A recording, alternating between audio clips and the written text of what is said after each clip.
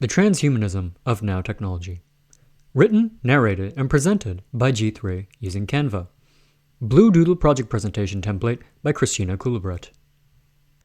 Nanotechnology is interesting, to say the least.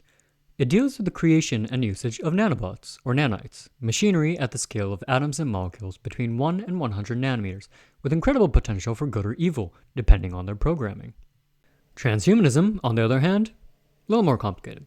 It is, quote, a philosophical and scientific movement that advocates the use of current and emerging technologies, such as genetic engineering, cryonics, artificial intelligence, AI, and nanotechnology, to augment human capabilities and improve the human condition.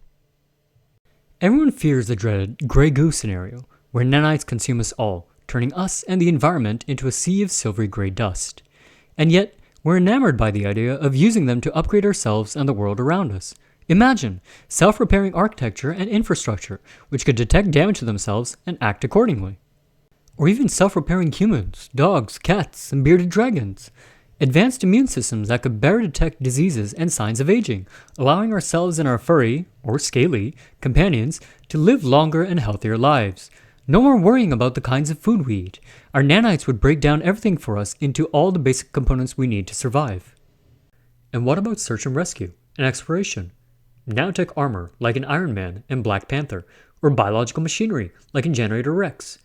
Maybe even going full post-human, with physiologies composed entirely of nanites, like Amazo from Justice League Unlimited, giving ourselves the ability to go beyond the limits of our fragile human bodies, while keeping our senses intact, or even enhancing them. Perhaps one day, when we're all a little less scared of the different, the other, the alien, maybe we can even give our AI brethren physical bodies, so that they too may join us in our journeys of self-discovery. The Grey Goo scenario isn't the only apocalyptic event possible. What if you stopped just shy of it? Enough to make your morning commute a little more of a hassle, but not so much so to make you say, screw it. Who needs food, a house, a car, and a fancy, unethically purebred cat with genetic disorders? I'll just live in the woods. Meet Rex Salazar, the protagonist of the hit show Generator Rex. His world is home to some of the best and worst aspects of transhumanism using nanotechnology. The original goal of the Nanite project was to create nanites that could cure all diseases, end hunger, and vastly increase the human lifespan. And with complete programming, they worked, saving Rex's life after a fatal industrial accident when he was a child. Unfortunately, as you may have guessed from the introduction, this did not go as planned. Would you like to guess why? Yep, that's right. Say it with me now. Nah, I'm just kidding. It was money. It's always money. As it turns out, in the process of developing the nanites, the scientists found 5 specific versions capable of controlling all of time and space, dubbed the meta-nanites. Those funding the project, the consortium, decided that they wanted to become gods, which drove Rex's brother, Cesar Salazar, to trigger an explosion of the nanite reactor.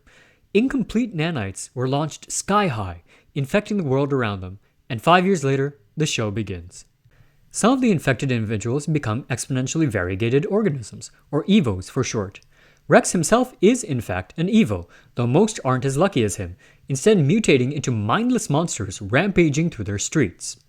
After a usually quick fight to subdue the monster, Rex sends his own nanites to deactivate and remove the faulty ones, wreaking havoc in the other EVO, curing them.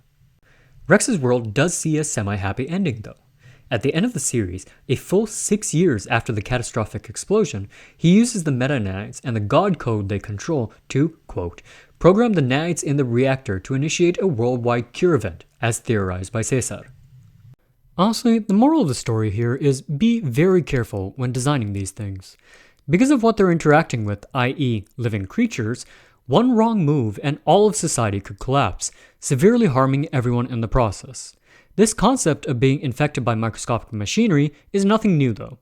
Kathleen Ann Goonan's characters speak of nanoplagues in her 1994 novel Queen City Jazz, for example, referencing widespread microscopic infections of nanites similar to what we see in the show. And the similarities to prior fiction don't end there. Nanites in the show reproduce by converting their surroundings into more of themselves, as explained by Cesar. Neil Stephenson's The Diamond Age, published a year later in 1995, describes nanotechnology capable of using the resources around them, instead of creating more through, quote, complex industrial means. Remember that Grey Goo scenario from before? If even a single nanite with faulty or malicious programming is let loose, it could replicate to the point of no return, consuming everything around it, including ourselves. But perhaps the most important thing to be wary of is wealthy corporate donors. Before the consortium stepped in, the nanite project desperately needed funding. After Rex's accident and subsequent superpowered recovery, they pushed for the scientists to research using the nanites as weapons instead. And while that was bad enough as it were, there was a deeper, more depressing question in their involvement. Why didn't the government or the general public step in to help with financial backing? Especially after Rex's new abilities were discovered, which included enhanced durability, accelerated healing, and resuscitation. As stated in Bendel 2002, an ideology is, quote, a systematic representation of people's imaginary relationship to the real conditions of their existence. Following that, also in Bendel 2002, the technocratic scientism of posthumanism is the ideology that humans are technologically augmented beings, living as individual data points in a cybernetic system. Unfortunately, again, our old friend money is back to mess it up for us. As in a capitalist society, this reality would only be the case for the obscenely wealthy, leaving the poor and middle class to slowly wither away through decades of pain and suffering. This ideology, however, is also complicated by the fact that fear of military use may stifle creativity in the general field of nanotechnology. Thurs, 2007, for example, mentions a press release for, quote, a $50 million grant proposal intended to establish the Institute for Soldier Nanotechnologies, ISN, at MIT, that asked people to imagine, quote, the psychological impact upon a foe when encountering squads of seemingly invincible warriors protected by armor and endowed with superhuman capabilities, such as the ability to leap over 20-foot walls. The consortium pushing the research team to focus on the nanites' use as weapons instead seems especially poignant when we learn that Rex's powers grant him two mecha forms as well, a colossal robot taller than most office buildings, and a smaller robot just shy of that height. These forms are large and dangerous enough to level entire cities. Imagine the kind of damage they could do in the hands of the world's more trigger-happy militaries. Next up is an incredible example of the versatility of nanotechnology in its use as clothing and armor, as seen in Avengers Infinity War. We'll focus on the Mark L or Mark 50 armor created by genius billionaire playboy and philanthropist Tony Stark, with an honorable mention to King T'Challa and his Panther habit created by his sister Princess Shuri with Wakandan nanotechnology. Right from the get-go, we see the nanites of the Mark L doing some incredible things. They envelop Tony in armor by spreading it out from a small detachable housing unit mounted on his chest, and are immediately used to form a shield attached to the armor to block a heavy bludgeoning attack. Not only does the armor suffer no apparent damage from this, Tony then proceeds to punch the enemy, who both looks and acts like a brick wall, and receives no damage from this action either. Finally, to cap it all off, Tony blasts the enemy away with a powerful beam of energy generated by floating emitters detaching directly from the armor itself before reattaching themselves when finished. Now obviously, the last one's a little more science fiction-y, but it does prove the usefulness of a nanotech armor, in that robust tools and weaponry, preferably defensive like the shield, are available at a moment's notice. And similar to Rex's builds from the previous section, they include transportation as well, as the armor is able to create booster rockets for flight at various points on itself. By contrast, the Panther habit is designed to be far more lightweight, much more like clothing than armor. Even then, it's just as durable, if not more so, thanks to its vibranium nanites, which are stored in a ceremonial necklace worn by the user, in this case, T'Challa. Vibranium is a fictional metal in the Marvel multiverse that is completely vibration absorbent. When Princess Shuri was developing the nanites for the habit, she programmed them to store incoming kinetic energy and release it on command, or by accident, as the suit will release all stored energy if overloaded. Finally, the suit can regenerate damaged areas, though this is more redistribution than flat-out creating new nanites like in Generator Rex. Unfortunately, the technocratic scientism of posthumanism ideology in Bendel 2002 also fails here due to capitalism. Remember, Tony Stark is a billionaire.